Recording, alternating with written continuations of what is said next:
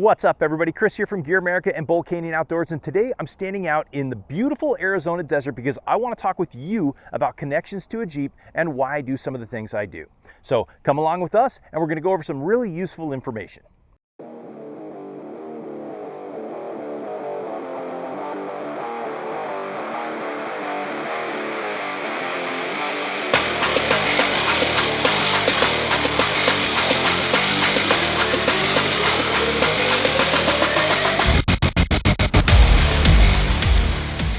Welcome back. So I get lots of questions from people, whether it's from email or social media or YouTube, but a lot of people like to ask me about the things I carry, what I do, things about the Jeep, and why I do some of the things I do. So today I'm specifically going to focus on the shackles on the front and rear of the Jeep, why they're there, and what I use them for. Now, one of the most common things that I hear is, why do you leave them on the Jeep? And honestly, it's two reasons. Number one, because this is sort of a show display event Jeep, even though it's dirty and muddy and I use it on a regular basis off-road. And number two, it's because I use them for a recovery point. They are my primary connection point. I do have a tow hitch receiver on this thing, but I also leave the 4 shackles on because they are a quick recovery for me. I have them on in such a way that I never need to take them off, and I always connect using a soft shackle. Makes it really quick and easy. So if I have to run a recovery from the rear, I take out my tow strap, I run my soft shackle through the hard shackle on my bumper, and then I'm good to go. Same thing with the front. I have a nice solid point on the front where I can actually do like a snatch recovery for myself, or I can be pulled out with a tow strap or kinetic rope because it's always there. And people ask, well, hey, what about theft? Well, on the front, I've got mega shackles, and on the rear, I've got uber shackles because I want to display both kinds that GearAmerica makes. Now, the mega shackles are not a locking shackle, so I actually put a wrench on them and I tighten them down as tight as they'll go. Is that going to prevent all theft? Maybe not. Some people carry tools, but I also carry tools, so if I had to take them off in a pinch, I can take them back off. Now on the rear, I run the uber shackles that have the locking pin on them, so I don't ever have to worry about them coming off. I hardly ever take them off because I connect with a soft shackle. Now let's talk about the connection points themselves. If you're going to run a shackle as a primary recovery point on your bumper, you want to make sure the bumper and the connection point are both good and sound.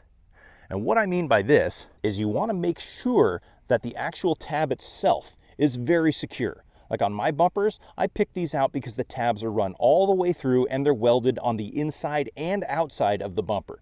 It uses very thick metal and it attaches with 8 bolts to the frame. Now moving around to the rear, we have secure frame mount bolts here.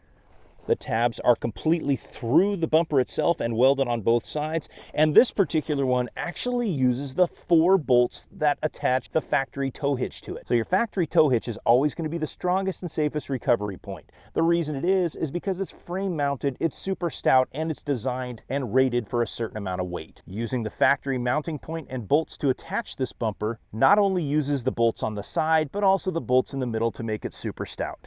People also ask, well, don't they rattle? Don't they make noise when you're going down the trail? I don't want to listen to that all the time. Well, no, because GearAmerica has provisions for that. Not only are there isolators available that sit on kind of the horseshoe end of the shackle, but every shackle comes with a dozen washers to make sure that that space is filled between the shackle mounting tab and the shackle itself. Prevents corrosion, prevents noise, and it's just an all-around good idea. Now let me show you how easy it is to hook this up. Now here I have the GearAmerica 3-inch by 20-foot tow strap. Comes with sliding neoprene sleeves. It's our proprietary tube webbing, so it's lighter, stronger, generally more flexible than the competition. Also comes with triple reinforced loops. So this is what I'd use for a towing situation, a tow strap. You don't want to use this for yanking. That's what kinetic ropes are for. So let me show you how easy this is to hook up with a tow strap and the GearAmerica soft shackle. It's very simple. We just want to go to the front of the Jeep. We'll take the isolator off of the mega shackle and run the soft shackle through it. The soft shackle also has a protective sleeve on it, so make sure that goes through the mega shackle just to give it a little bit of extra protection. Now all GearAmerica shackles are actually smooth and beveled, so they work with soft shackles, but it doesn't hurt to be a little extra safe. Once it's through the shackle, put it through the loop on the end of the tow strap and you are hooked up. It's quick, it's simple, and you don't have to worry about taking off a metal shackle. All right, guys, there you have it. So it's a quick and easy attachment, whether it's to the front or to the rear, a tow strap or a kinetic rope. If I'm running out to a snatch situation and back to the bumper, Any way you hook up, it's quick and easy. Using a soft shackle connected to a permanently mounted steel shackle is my personal preference for recovery. Does it work for everybody?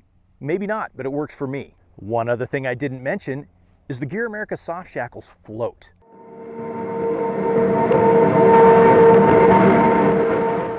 All right guys, in typical Arizona desert fashion, the camera overheated with about 2 minutes to go in the video. We didn't realize it until we got back to the garage and into the studio for editing. But what I was saying was, the GearAmerica soft shackles float, and that is absolutely awesome. I don't know if you've ever dropped a pin or a shackle itself into mud, snow, water, anything like that, and just watched it disappear. I personally have lost shackles permanently because of that. But with the soft shackles, they'll fall down, they'll be right on the surface, they'll be easy to grab and rehook up. That's one other reason why I keep shackles permanently attached to my Jeep and connect everything with soft shackles. Now, if you guys have any input, questions, comments, concerns, definitely leave them below. Be glad to hear from you.